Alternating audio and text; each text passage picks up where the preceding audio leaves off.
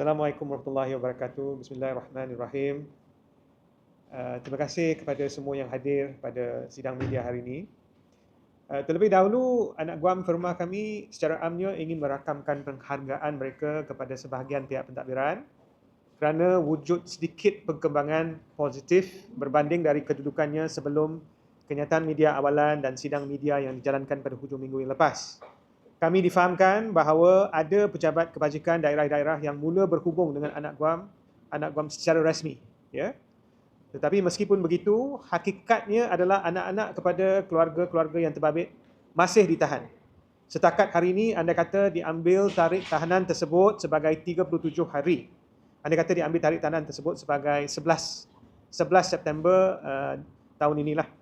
Jadi mahu tak mahu kami telah diarahkan untuk memfailkan prosiding terhadap pihak pentadbiran dan ianya telah difalkan atas kegagalan, keenganan atau keingkaran untuk menepati tuntutan ibu bapa.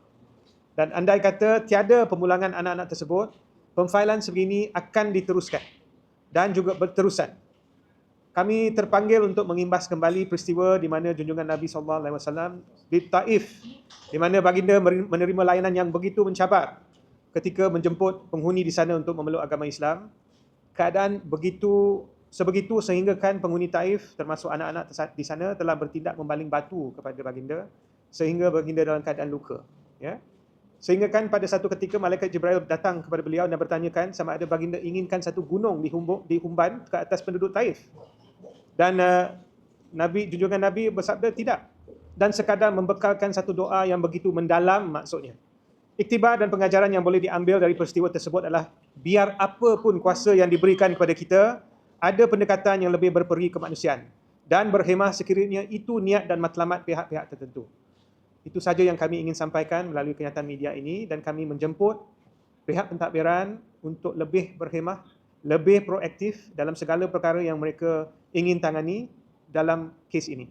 Cuma walaupun sebenarnya ini mungkin satu perkara yang tidak perlu dinyatakan, tetapi izinkan saya untuk mengingatkan semua pihak, anak-anak yang terbabit begitu merindui dakapan ibu bapa mereka.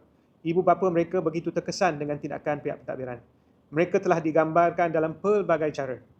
Tetapi meskipun kita menghormati proses siasatan oleh pihak pentadbiran, andai kata tiada elemen penderaan sama sekali, pulangkan anak-anak tersebut kepada orang yang lebih berhak.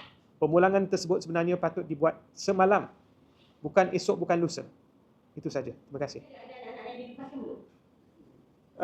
Setahu saya belum ada anak-anak yang dilepaskan. Cuma yang saya difahamkan ada jabatan kebajikan, pihak Jabatan Kebajikan Masyarakat yang telah berhubung secara rasmi dengan pihak-pihak ibu bapa tersebut. Dan seperti mana yang saya maklumkan tadi, secara asalnya apabila mereka berhubung cuma secara lisan, secara tak rasmi, tetapi susulan daripada kenyataan media, sidang media, ada surat rasmi yang diterima daripada pihak-pihak tersebut lah. Jadi perkembangan positif. Berapa lama JKM nak simpan dia orang? Itu persoalan yang saya katakan, ya. Anak-anak pertama sekali telah diambil dengan cara yang tak sesuai. Diambil secara sebegitu sahaja, makluman kepada ibu bapa tidak dibekalkan. So ibu bapa sendiri pun tertanya-tanya di mana anak mereka disimpan, bagaimana nak berhubung dengan anak-anak mereka. Jadi keadaan sebegitu bukan setakat tak adil kepada ibu bapa, tak adil kepada anak-anak itu sendiri. Bayangkan anak 3 tahun, 4 tahun, 5 tahun dipisahkan daripada ibu bapa. So memang cara yang dibuat bagi saya tak berhemah lah. Menteri buat statement, dia kata orang ditai kat tempat. Apa sudah jaga anak?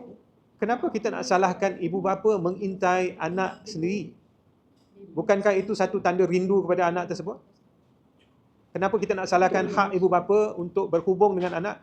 Hakikatnya kerajaan, pihak pentadbiran sebenarnya mereka sendiri kena pastikan proses perhubungan dipermudahkan.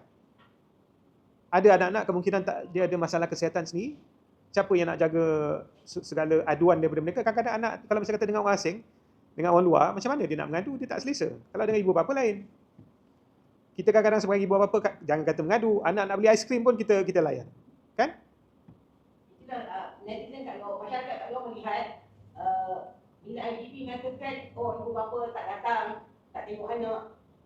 Saya rasa macam tak logik. Apa komen tuan? Kalau selama ini anak-anak tersebut dijaga, dididik oleh ibu bapa tersebut, kalau nak kata mereka terbiar tu, saya rasa kurang kena istilah tersebut. Ya. Kalau misalnya kata anak terbiar, lazimnya boleh jumpa di tepi jalan. Ini di dalam rumah, di dalam bangunan. Kalau ada pun dalam asrama, dalam pengalaman saya berhubung dengan ibu bapa yang berkenaan, mereka semua mengambil tahu. Ada yang duduk dekat dengan asrama.